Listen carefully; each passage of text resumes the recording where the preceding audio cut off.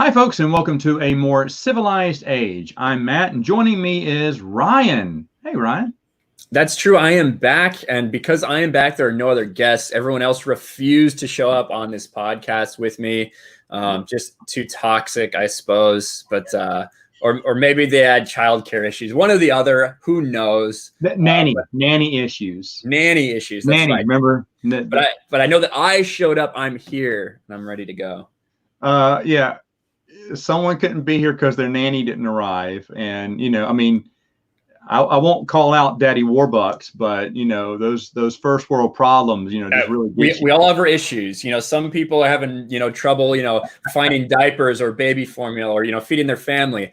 Others nannies don't show up. We all have different levels of problems. I'm telling you, it happens. And on top of that, I do have to call out the next guest, Matthew from the Geeks Attic, still refusing to show up because at first he said, I'm a lock. I'm going to be here. It's like, great, man. I said, hey, look, I just talked to Ryan. He's going to come too. He's like, oh, something came up. I can't do it. I was like, are you serious? Still? I mean, this whole Rise of Skywalker rift between you two. I mean, regardless of what the movie was, I mean, it just dug this big rift between the two of you. It's too bad of a movie. It's too bad of a movie to let it get in between friendships like that. That's my opinion on it. It's funny because he hasn't shown up on the channel since. I know. Since, right? I mean, when you say I loved Rise of Skywalker, and then you wake up the next morning, you kind of said, "Oh, what did I do?" It's kind of like that, if those party guys in college that went to that awesome party, but they were drunk the whole time and they did the stupidest stuff and they thought they had a good time at the party,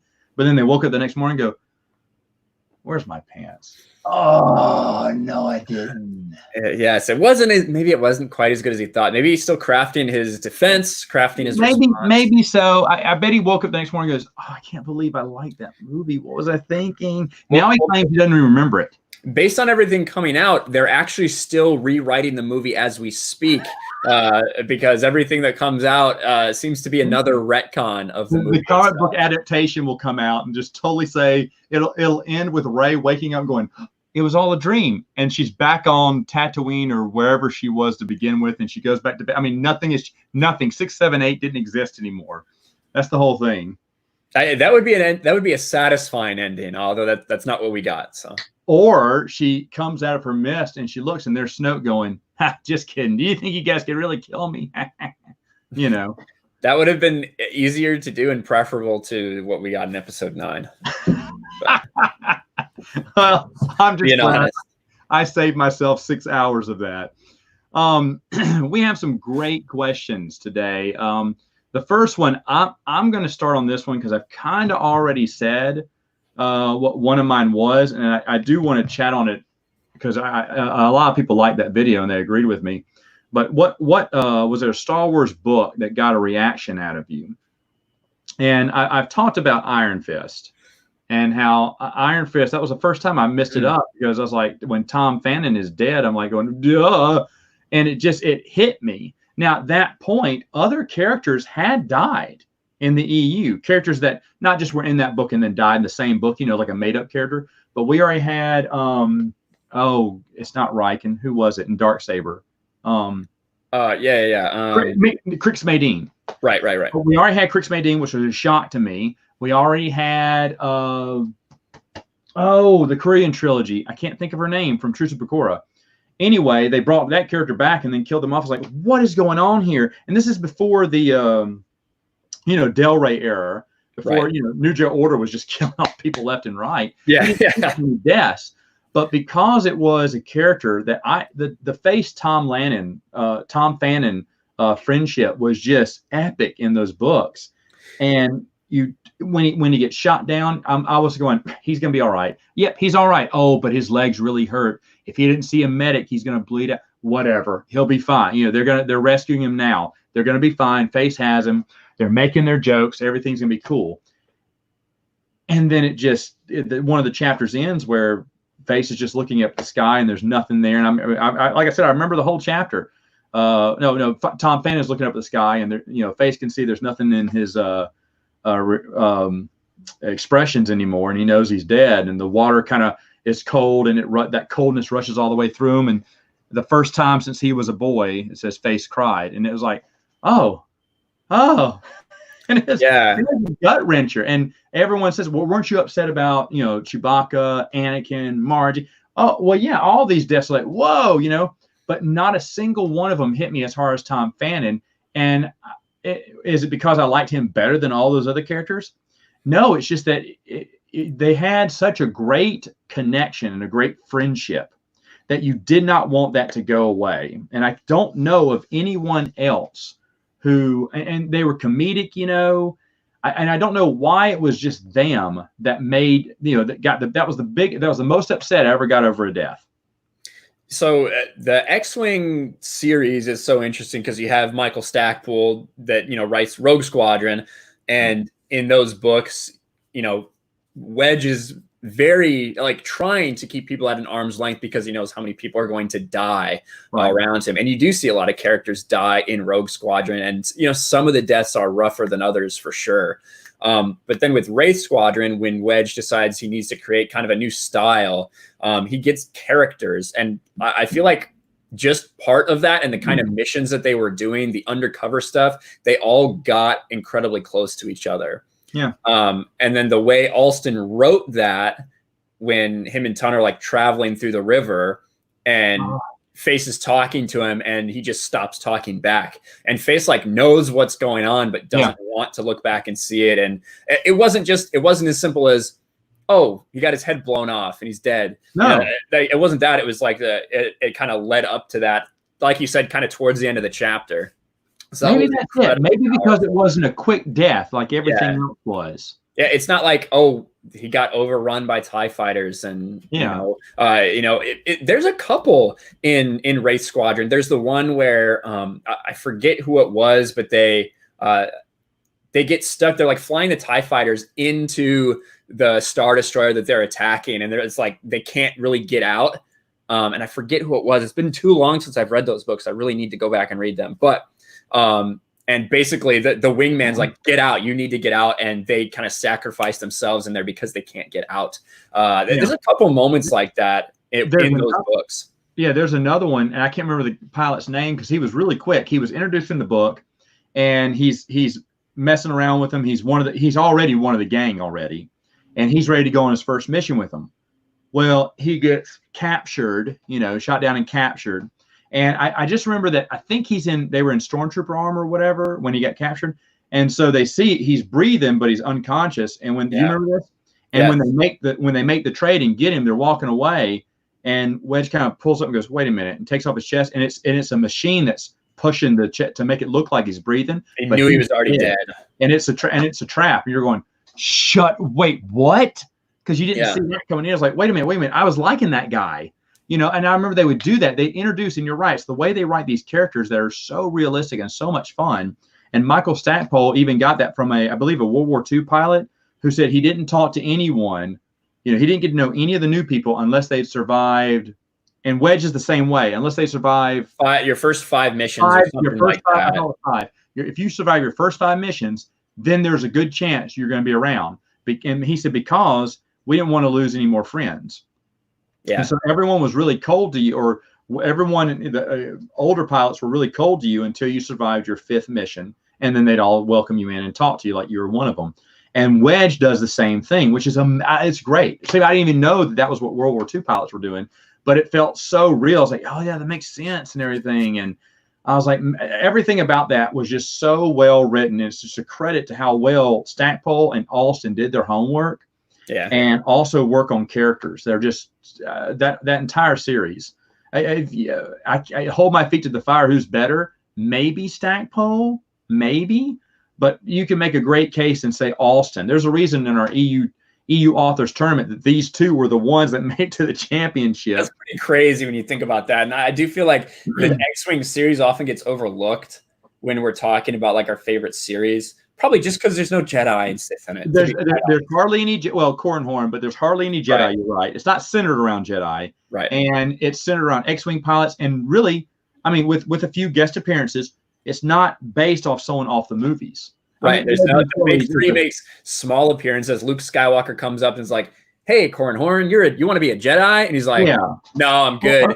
And then you do have the solo command. Obviously, Han is in that a lot. And there's one of the Rogue Squadron books where Leia is kind of in it a little bit with Wedge at some points. But yeah, you're right. It's not focused on them at all. Yeah, the focus is maybe on them. Command. And that those books are just so well written with a lack of the big three, with a lack of Jedi, everything that the Force, even though it's like I said, there is a storyline going on with Corran Horn. But the Force is, not the center stage. And it was so bold a move to make, but it was so refreshing to read.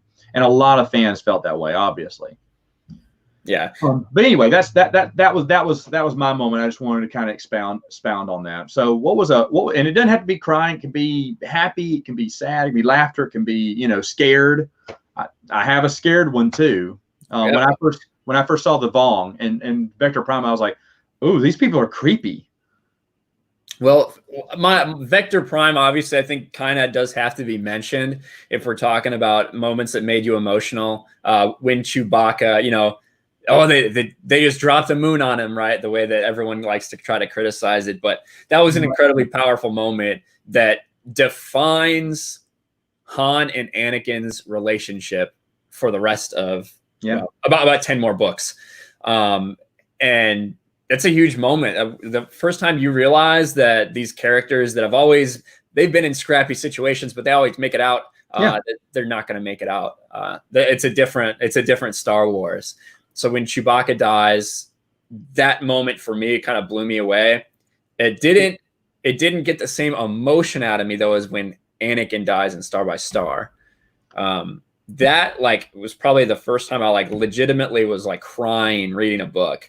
Now, what moment was when he was glowing in the Force and? Yeah, when he is saying goodbye to everyone and then does kind of become one with the Force, and they describe Tahiri firing her repeater blaster and crying at the same time, Jaina's reaction to everything. Jason, you're kind of seeing it from Jason's viewpoint at that point. Jaina uses Force Lightning for the first time. She does right after that. Yeah. Right after that. Yeah. Yeah. So that for me, I was like, but the thing is, you see it coming, the whole book. Well, not the whole book, but the last. During the mission. Between about half to 3/4 through, that's you were really Anakin's really in bad shape. He's really in bad shape. Telki has her arms elbow deep in him, trying to stop the bleeding. You kind of feel that it's not going to work out, but you're like, are they really going to kill Han and Leia's child right here? Is it really happening? Yeah, sure enough, it was that moment for me. You mentioned another one, Mara. Yeah. I didn't really feel that one. I thought it was forced. I didn't think that there was a big connection between Mara and Jason. I felt like that should have been a closer connection for them. That's my biggest gripe about that series of books is what they did to Mara.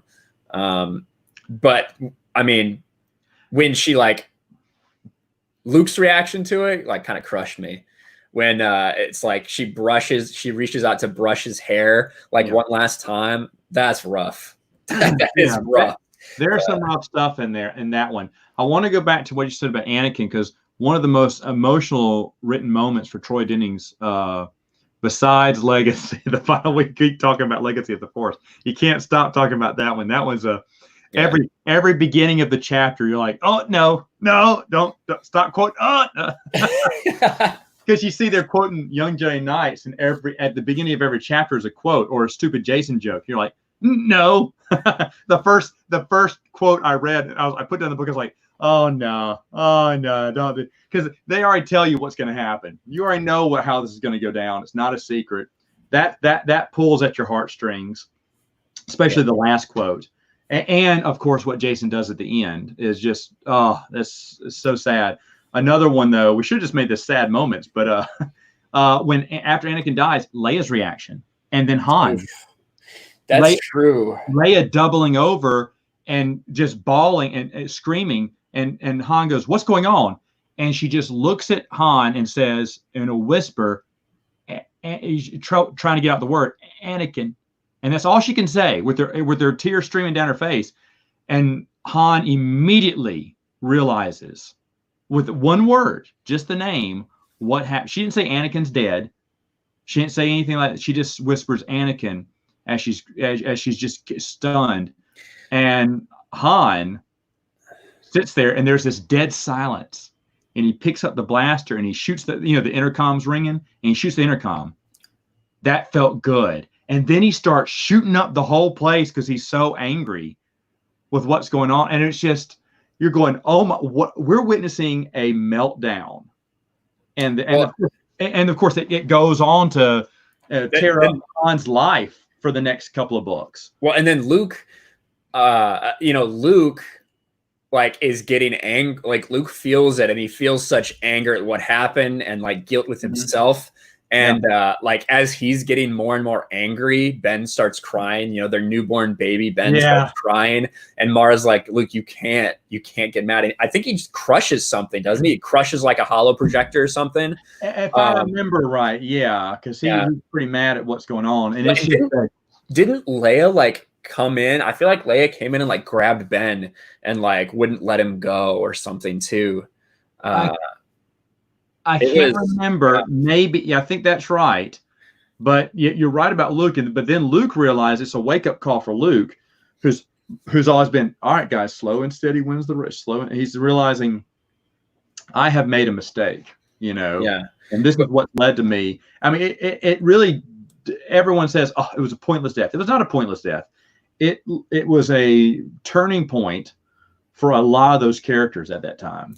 Well, so the whole setup, right? Because what happens between Han and Anakin leads Han to, one of the big complaints that I specifically had with Force Awakens when it came out was the fact that what they did to Han, the fact that Han had just reverted back to this character, didn't give a crap about anybody, left his family, all this stuff. And that's why I was surprised when so many people react to The Last Jedi with what they did to Luke Skywalker, when I felt like they'd done that to Han in the first movie. Yeah. Now that's not to say that Han was always perfect, because we saw in the aftermath of Chewbacca's death and him blaming Anakin, him drinking a lot, him kind of just going like had to get away for a little while. Yeah. And like the stuff that he went through finally kind of makes it back to his family. Right. And is there, and then Anakin dies. So Han, while feeling extreme guilt for the fact that he's the reason that Anakin has been pushing himself so hard the entire war to try to prove to him that he matters and that he was worthy of being saved by Chewbacca, Han has to put everything that he's going through aside because Leia is almost inconsolable. She's almost non-functional because of what's just happened. You made me think of another moment that I haven't thought of in years. Legacy of the Force. Han talking to Jason one last time. Do you remember this moment? Which one? When Han's talking to Jason in Legacy of the Force. Like, son, what are you doing? Is that when they meet on that space station? I can't remember where it was because it's been a while, but I remember him thinking like, I can't, him finally, because I think he was the one kind of making excuses for Jason at first, wasn't he? Well, saying that, he's just everybody the last person who was making excuses was Mara. Right. But I think that after Jason opened fire on Kashyyyk, and I think this was after he had tried to destroy the Millennium Falcon. I think at that point, Han basically said he's gone. But you're right. There is a moment when he's talking to him. I don't specifically remember, though. I can't remember this moment, but I remember that's when in his mind, after he's leaving him, he's thinking what happened to his son? Like, where is it? And so it's a sad moment. And that's something I'm sure The Force Awakens, captured beautifully in their rendition of it. But it seems like they just dealt with it better in Legacy of the Force the whole way, especially when they know that what Jaina has to do. Yeah.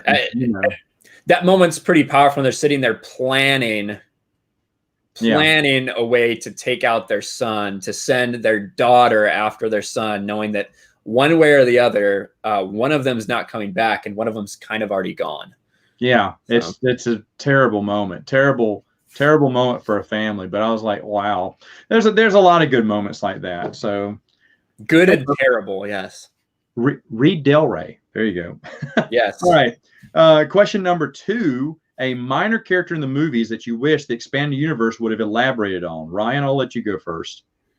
I was having a little bit of trouble with this one because I really wanted to pick Mace Windu. But we do have a little bit of him. It's tough to call him a minor character because everybody does know Mace Windu, but there's not a ton of backstory. There's a couple comics, and we do have Shatterpoint, which I really enjoyed parts of Shatterpoint. I think it's a solid book. But I just think there's so much to explore about Mace Windu. Oh yeah, and his time, maybe before the Clone Wars, before he becomes this super powerful master that we didn't really get to, and especially when when they start to talk about the power levels of the masters. Obviously Yoda is like God tier, but Mace is right there as well. Yeah. I really would have liked to learn more about him and his backstory than we actually got. That's fair, and I think that's true because I mean, if you look at it, Mace Windu, he's a supporting character. He's not a main character. He has his moments here and there, but the story's never centered around him at most times. I mean, but so yeah, more Mace Windu would have been fine. I wasn't a big fan of Shatterpoint, obviously. I thought the comic book was anything. There was a Jedi Order comic book too. Wasn't there a 4-issue comic book series with Mace in it, which I thought was meh too. And the time that I thought Mace Windu was awesome was in Genndy Tartakovsky's Clone Wars. Yeah. That episode where he takes out an entire army without a lightsaber. Yes. Force punching and pushing and slamming. And I was like, I remember watching that episode and I turned to my buddy Bruce. I was like, Lucas needs to take notes. He should have had this in the movies. I mean, I was so impressed by Mace Windu's episode. That thing that's moving and then stomping the ground or whatever. I was like, this is so impressive to see to see how powerful he is and how awesome he is. Because you had seen him in episode 1, but you didn't know anything about him hardly. He was in one scene, basically.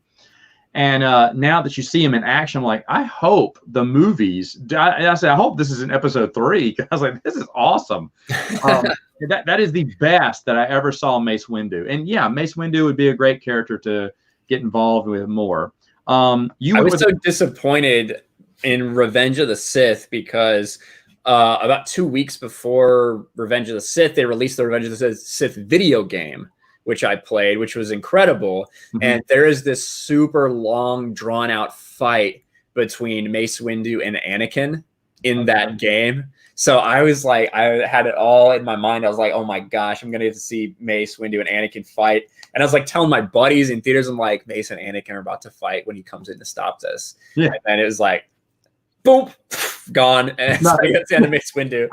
And so I had built that up so much in my mind. Not to say, I mean, Revenge of the Sith's probably my favorite Star Wars movie. But that one part, the first time I saw it, I was like, oh man, I built it so up in my mind. Did you just say Revenge of the Sith is your favorite Star Wars movie? Yeah. Yeah. I didn't know that. Well, I've got it right there. I know you got it right there, but that doesn't mean you... Now, do I think it's if I had to make a ranking and some objective thing, I guess I'd probably put Empire there. Revenge of the Sith wouldn't be far behind, but I think Revenge. You don't have to put Empire. Favorite. I'm just saying. That's interesting. Yeah. My character, I'm going to go with the original trilogy, and I picked someone from there.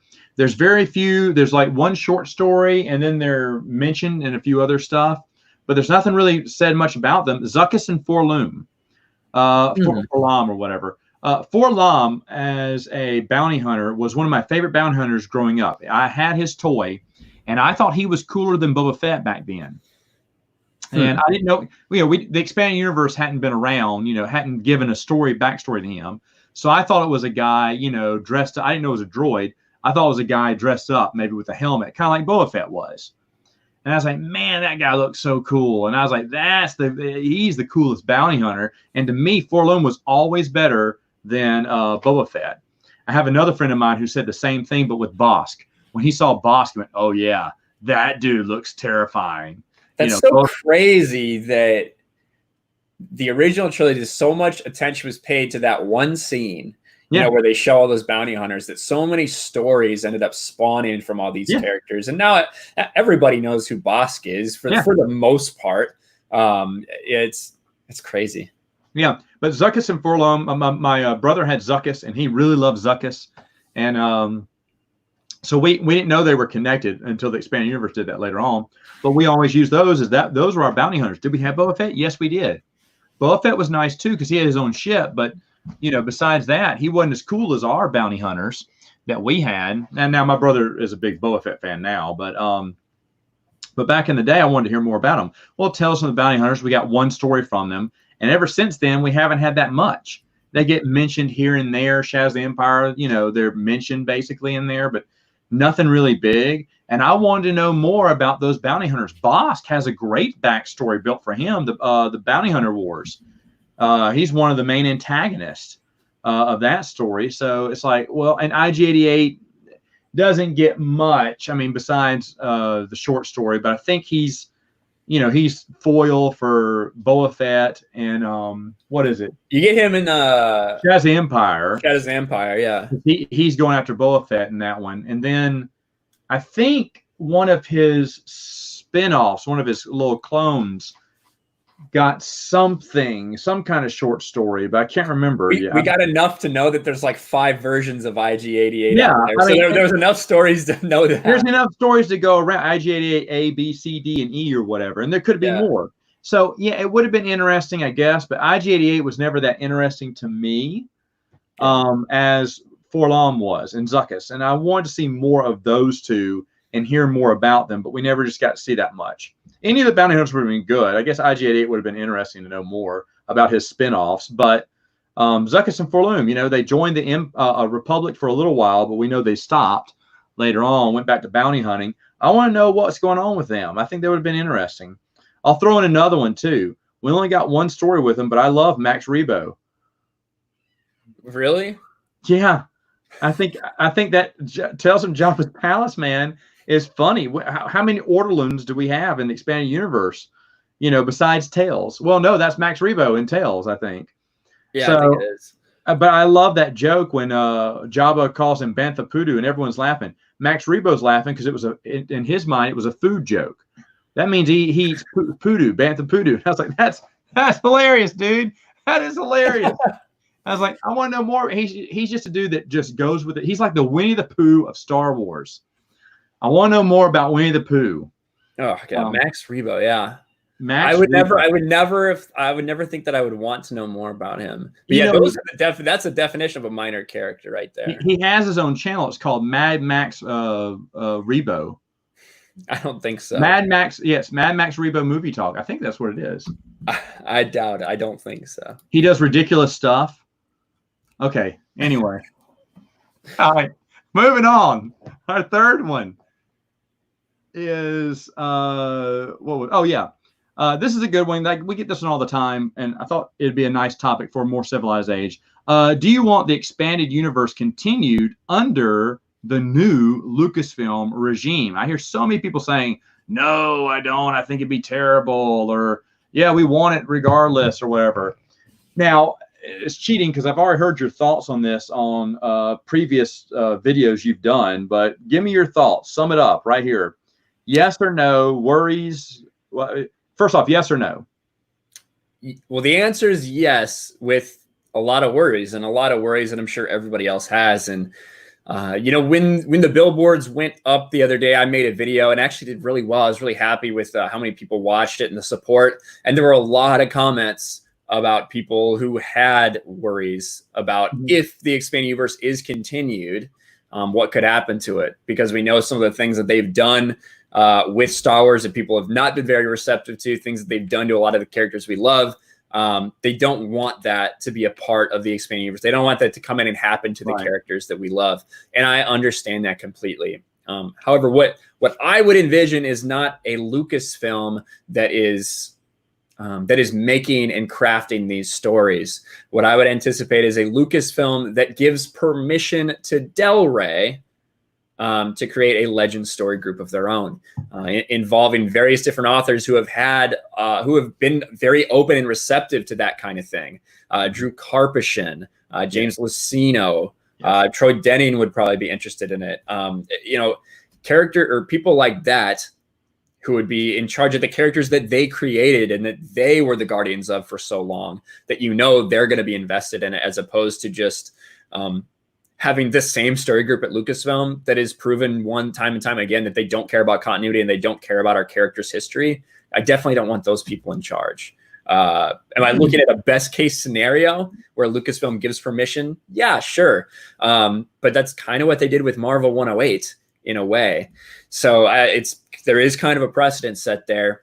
Even if everything goes poorly and they restore it and they do things that are clearly not our expanded universe, that they're trying to change the history, at least I think that it's going to be pretty clear delineation of, they tried, but this is not Legends. This is not the expanded universe. This is Disney's version.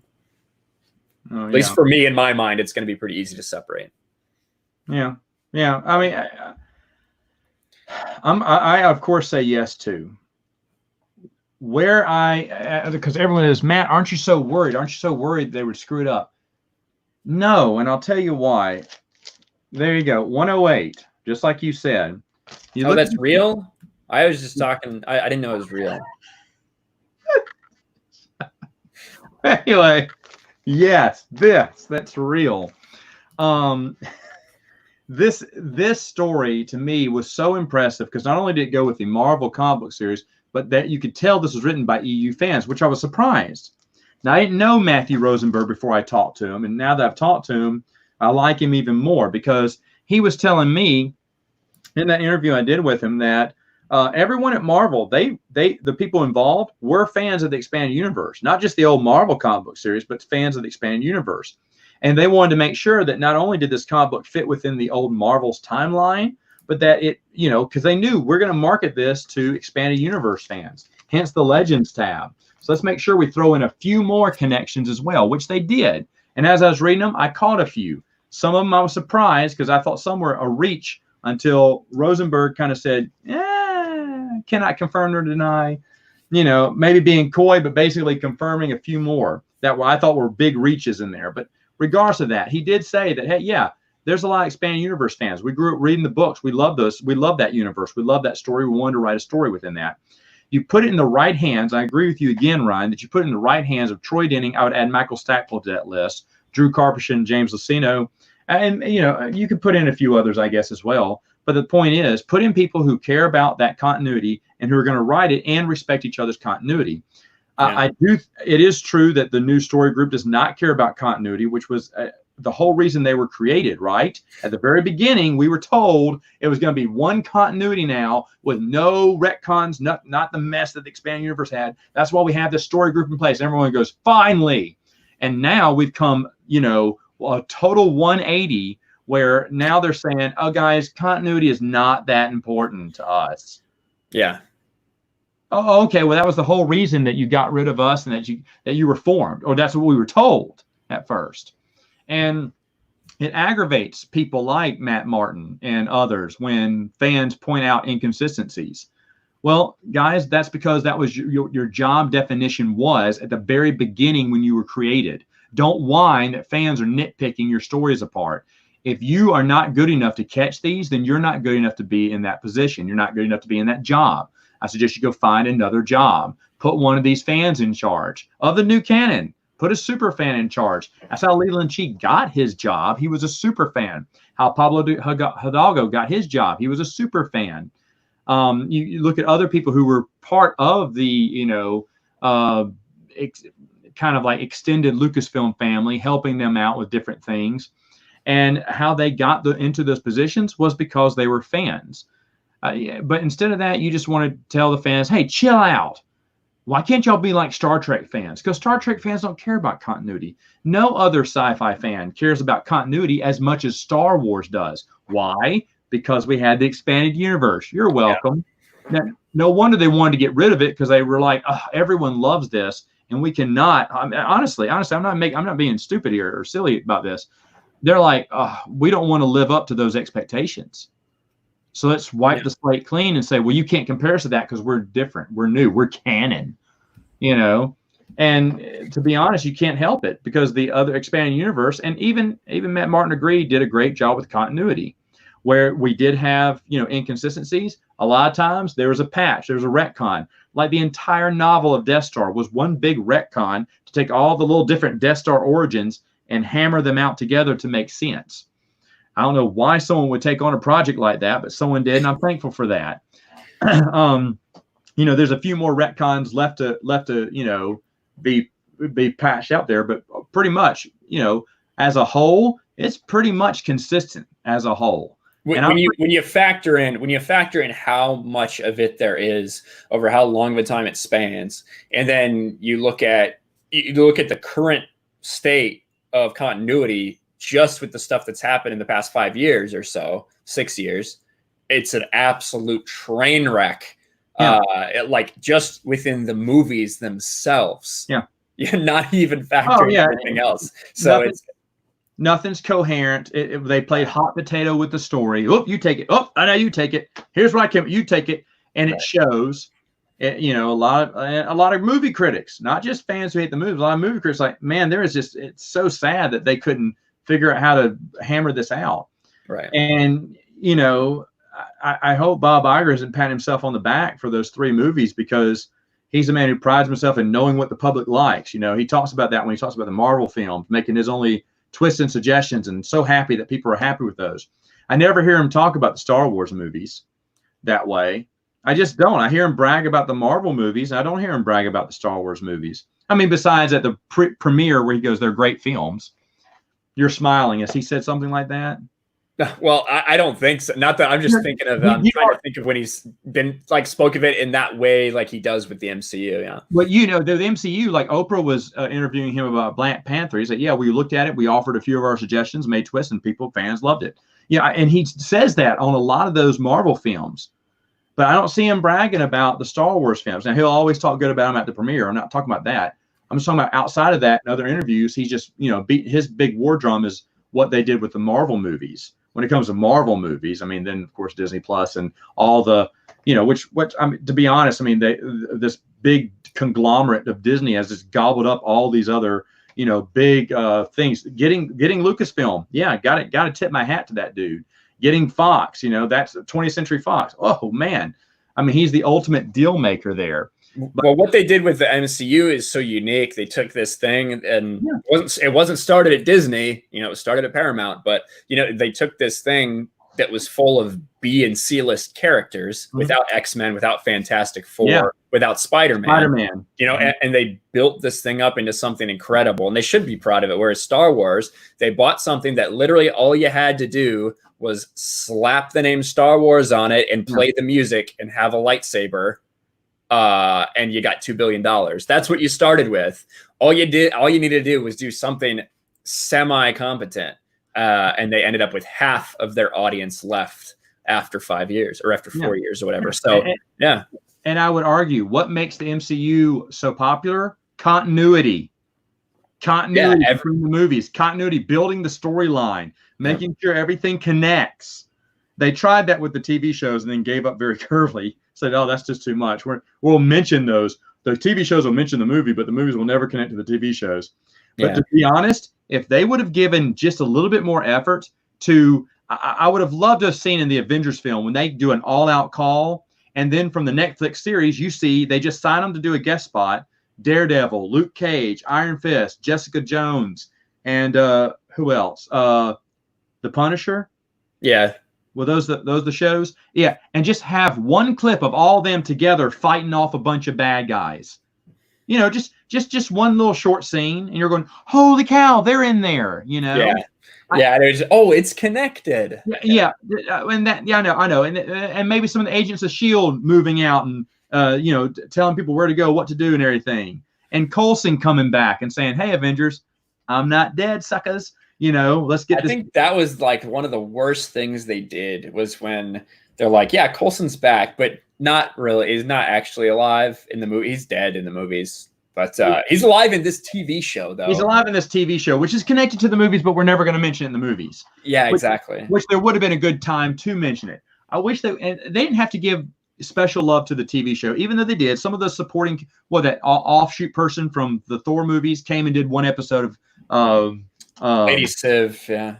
Yeah. She was in one episode of the Agents of S.H.I.E.L.D. But the thing is, though, I'm just saying, just bring them in just as a guest spot in some of the movies, so you can go, ho, and then they can take it up. They can continue that storyline from the movie. That's how the TV show will open up. The next season will open up with them at the end of where we see the end of Avengers, and then lead on to something bigger. You don't have to have these big movie names in the TV show, but connect it even more, and that would make it so much better. People don't care about this movie. Probably don't remember it. Limitless. Yeah. Starring Bradley Cooper. Bradley Cooper, yeah. Okay, they did a TV show. Sadly, it didn't last that long, but it connects to the movie. Bradley Cooper even comes back in several episodes. I think 6, playing him, because you remember in the movie he's a senator at the end of the movie. Yeah. Well, in the TV show, it picks up just 4 years later. He's a senator still, but he's running for president. Nice. And so he comes in every couple of episodes. I think he's in like 6 maybe total of the season, 22 episodes. But the thing is, though, they're continuing his story. He's like, hey, look, this is bigger than anything. I've got this big plan, because he had this big plan at the end of the movie. And it's basically kind of continuing that storyline. And that Bradley Cooper came in for a couple of episodes is really nice. And the continuity is what keeps those things interesting. Sadly, the TV series came out way after that movie. They should have done that a little bit faster, I think, together. So people have kind of lost interest. Plus, Limitless isn't necessarily a franchise, I would say. yeah, it's kind of hard to build a universe around. Yeah, it's a great a pill that makes you really smart. Yeah, I thought it was a great movie, and I didn't watch the TV show until someone said it was connected to the movie. I was like, really? And so I watched. I was like, oh wow, this is great. I'm a fan of interconnected universes. Yeah. And that's the thing. And we see that with the MCU. Okay, then connect things. Fans, geeks like us, geeks like everyone. We love to see connections. Make those connections happen. Make us feel special for that. Someone says, oh, you're just shilling out to this. They gotta, now you want to see what happens next. You got to watch every single movie. Okay. So you have to watch every single movie. But guess what? The expanded universe wasn't built that way. You don't have to read every single book. That was one of the biggest things I had a problem with people saying is like, oh, so I have to read 30 years of novels and comic books to catch up to see what happened in episode 7? No, stupid. You only have to read maybe one book or maybe none. If the movie plays it smart, where's Chewbacca? Well, he died years ago. That's all they have to say. Yeah. How he died, go read the books. Yeah, that's what it was to me. It was like, you can definitely make a movie without relying on people reading that. But what it could cause is people want it. Wow, I really wonder what they're referencing, what they're talking about, like making them want to get out and read those things that are already there, that all you have to do is pay to print it again. I remember people saying, well, Matt, people are going to be so confused, like how Han and Leia have 2 kids and everything. Well, no one asked that question when they had one. Well, where's his backstory? Where's him growing up? How come we didn't see that? No, you can just fast forward through their lives and say, here's where we are now. You don't even have to mention what's been going on with the expanded universe. Put some hidden, some nice little Easter eggs in there. Maybe have forest vines growing on Coruscant. Where's that from? The Vong. Yeah, mention like we haven't really had a threat like this since the Yuuzhan Vong. You could say one-off things. They make references like that all the time in these movies that don't have any real. They're just making something up. You know what I mean? So now you have something to base it off of, but you don't have to say, well, remember Grand Admiral Thrawn. They don't have to say that. They need to say, we've had our times with the Empire for 20 years before we finally came to a peace treaty with them. Hey, that sounds good. But they could have built on top of that, not had to mention the books at all, besides just little Easter eggs maybe for the fans, continue on with their own story, and someone like me would have read it. And then continue on in books within that era, and then go to your High Republic for 200 years back. But the thing is, though, they could have done all that. They could have, but they don't want to. Continuity, even though it works for MCU, and that's how everyone's trying to copy the MCU, right? They always want an interconnected cinematic universe. because that's what makes them. The people who wouldn't go see all the movies from this, studio, will now they have to see them all, right? Because they're all interconnected. Well, get in your head. The same thing works with books. The same thing works with comic books. The same thing works with the expanded universe, which is super popular for decades, not years, decades. Yeah. I don't know. But anyway, off on a tangent. They would do a good job, I think. I think they would. I know the people in the story group don't care about continuity. So they'd be like, yeah, okay, do whatever. We'll look it over. This sounds like a good story. Maybe do this, maybe do that. I don't know. And then have the people who do care about continuity take that story. I think they would be scared, though, because they know that more people would buy new stories of this than they buy their newer stuff. And people would complain that the new stuff isn't as good as the legend story. Now, I don't know. I think friendly competition makes the world better. When was WCW and WWE the best? When they were feuding with each other, the Monday Night Wrestling Wars, man, it never got better. And then Vince bought WCW, and wrestling's never been the same since. There's no serious competition. You need competition. Well, AEW is here, and we'll see if WWE is up to the challenge. Oh boy! But you kind of reminded me of something I read not too long ago. I know you're not a huge Karen Travis fan. I might not be. However, she wrote this series of blog posts kind of explaining why she wasn't writing for Star Wars anymore at one point. Basically due to, I'll have to send it to you, but she talked about how the authors aren't just able to write whatever they want. The authors aren't able to dictate canon. They have to go based off some guidelines. And she was talking about how the stories that she was going to write, they come back and told her she had to make a bunch of changes to them because of, maybe a TV show out there called TCW. And all basically how it undid literally everything having to do with Mandalorians and clones that she had ever written. So they're going to make her do some retcons, and she just decided not to and walked away and didn't want to be a part of it anymore. But that was interesting, just the way she had phrased, not just being able to do whatever they want. They had to follow, they couldn't write whatever they want. They had to go based on what everyone else has written as well. They had to work everyone else's stuff into their writing too, because that's how it worked at Lucasfilm back in the day. Steve Perry said the same thing about Shadows of the Empire. He said, "What do you mean I can't do this?" And when what's his name? Alan Dean Foster, when he came back and wrote that book, that prequel to Episode 2 book, he said the world had changed. When he wrote the first book, no one said anything. Yeah. Lucas said, take out the space battle, make it cheap, make it so I can, because it was supposed to be the second movie if this one didn't sell well. And that was the only notes he got from Lucas. He said, this time when I tried to write something, they said, you can't do that. That's not what a TIE fighter does. He went, who are you? He said, they have a guy who reads the stuff and checks us for continuity. Can you believe that? And I'm like, yeah, welcome, Alan Dean Foster, to the 20th century. You kind of started this thing, but it's a little different now. It's kind of changed since then. But he was just amazed at, how many notes came back on his second novel then didn't come on his first. Yeah, that's because we care about continuity now. You had no continuity to butt up against. Now you can't do things. And it just showed the care. And that's the thing. What happened? Lucasfilm got it. They got the fans. They were the MCU before the MCU. They knew that continuity was important in their expanded universe, and that's what sold. And then we went from that to a complete 180 to today, where they go, it's not that important, guys.